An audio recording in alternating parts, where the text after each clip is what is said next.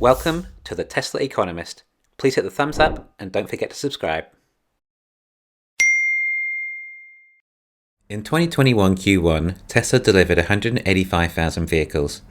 When it comes to these numbers that Tesla announced, it is the deliveries that matter. The deliveries number seems to be what Wall Street cares about the most. In my opinion, personally, I'm more concerned about the actual production number. Considering Tesla sells every car they make, and there are months now of backlog for customers who want Teslas, then what should matter the most is how fast are Tesla ramping up to cater to all this demand. But anyway, it's not what the market seems to care about. Therefore, deliveries is the figure that the street is looking at the most. Now, last quarter, despite Tesla actually delivering 185,000 vehicles, they only produced 180,000. This might also imply that Tesla have less stock available for this quarter, particularly as some of last quarter's were some old Model S and X stock. Let's see if we can predict just how many vehicles Tesla might have produced this quarter. Starting with Fremont. Well, we know at least 25 Model S Plaids have been sold, but I believe a few more Plaids have been delivered since the event too, and there may have been some Model S's in stock as well. I'm putting down 500 Model S and X's for the quarter. Bear in mind, Tesla still had 2,000 last quarter from stock alone, when they weren't producing any. Besides, this is a numbers game, and the real numbers are in the Y and the 3. But I feel 500 units for S and X is probably a good number in order to be not too far from the standard deviation. One question we need to ask is what models were used as stock from last quarter?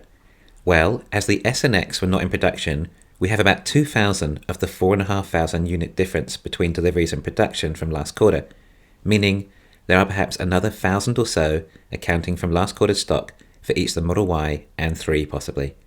Of course, it is highly possible that more stock has sold too. In fact, due to so much more demand, then it's highly possible more stock will sell, but only if Tesla actually have enough stock in supply.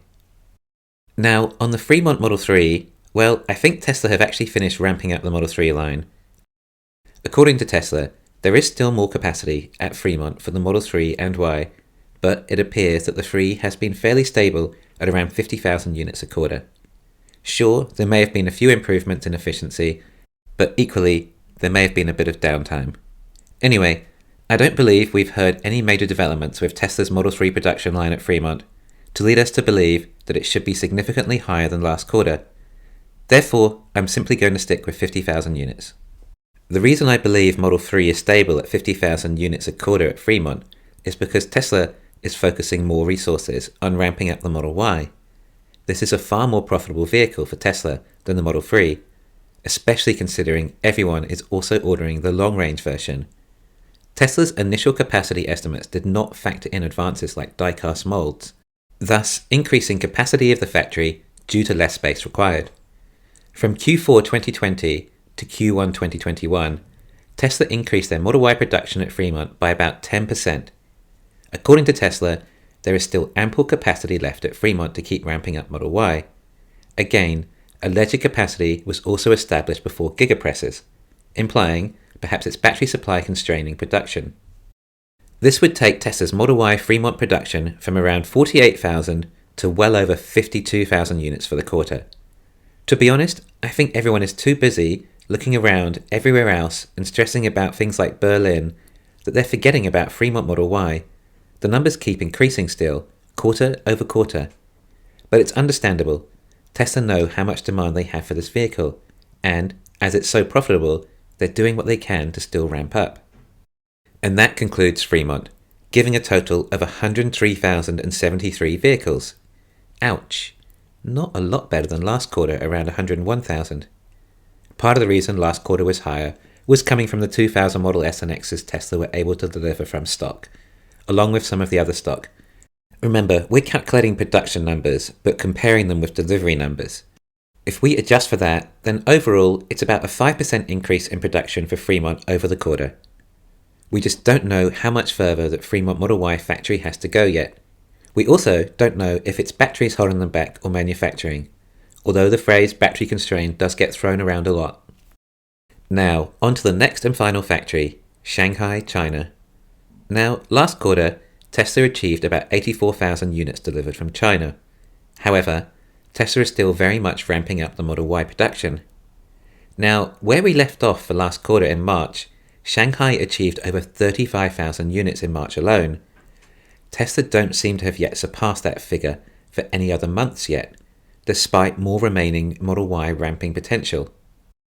Now, this is largely attributed to what happened in April. It appears Tesla may have had some downtime in the Shanghai factories over April, and thus only producing 30,000 units in April. But the numbers seem to have recovered again for May at 33,463, with maybe at around 10,000 units for Model Y. I was hoping to see the staggering progress continue with what we'd seen earlier in the year with the Model Y ramping up in China. Unfortunately, the downtime may have caused issues and hindered the ramping this quarter. Although we don't know June's China numbers yet, I haven't heard any production issues this month. They could get close to a record month perhaps. I think they should be back to 25,000 Model 3s a month, and up to 12,000 Model Ys. This is where it's a little dangerous though, as Tesla's ramping could have jumped to 15,000 for the Model Y in June.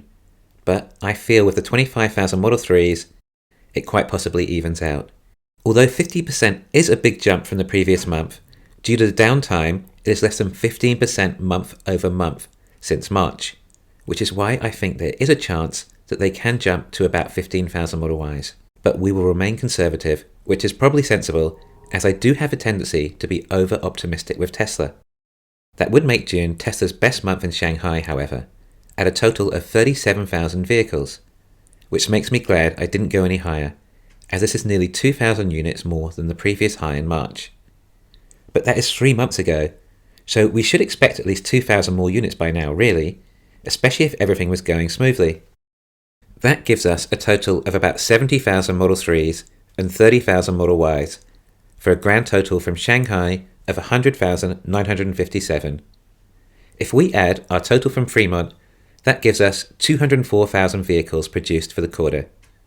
Now, it's possible, like last quarter, there are also some stock that would be sold too.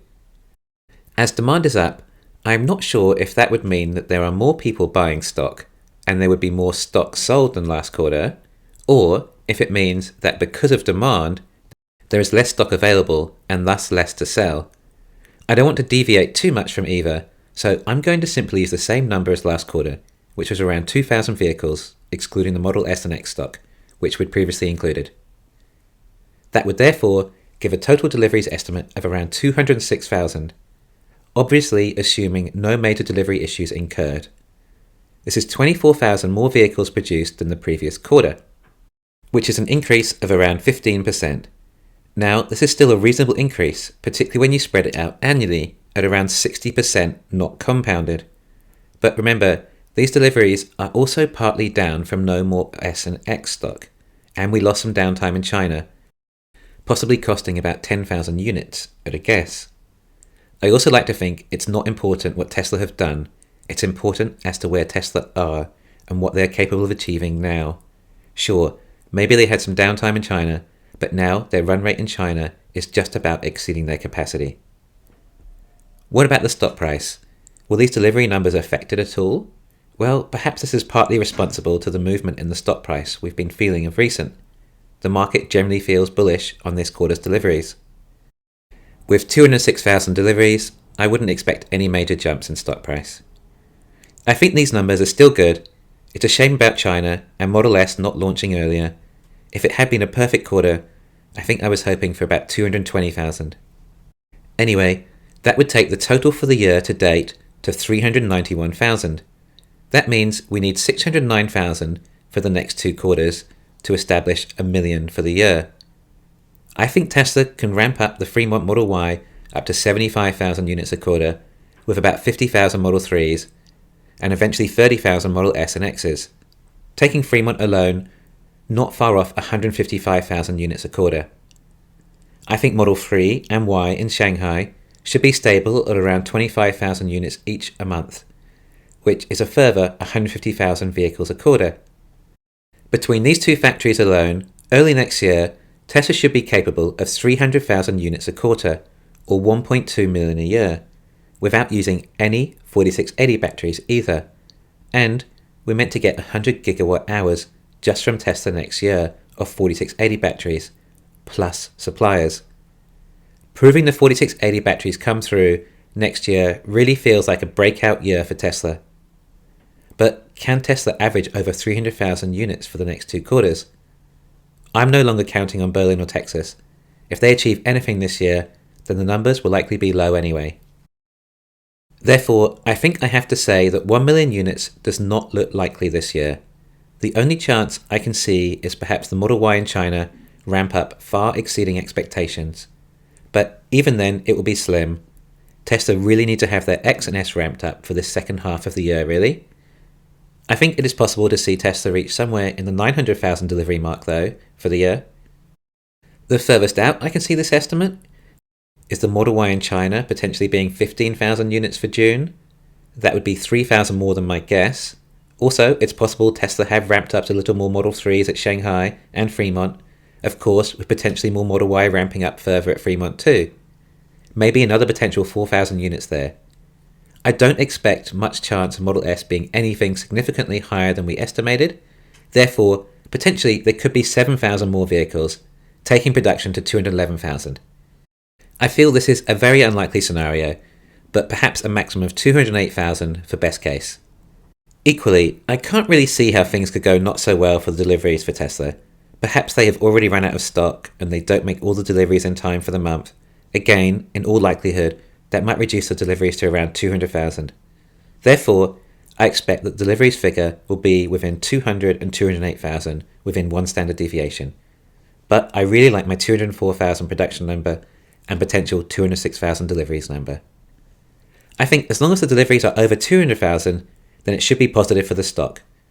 But deliveries are harder to estimate than production, as you don't know what is sold in stock, or if Tesla can even deliver all their units.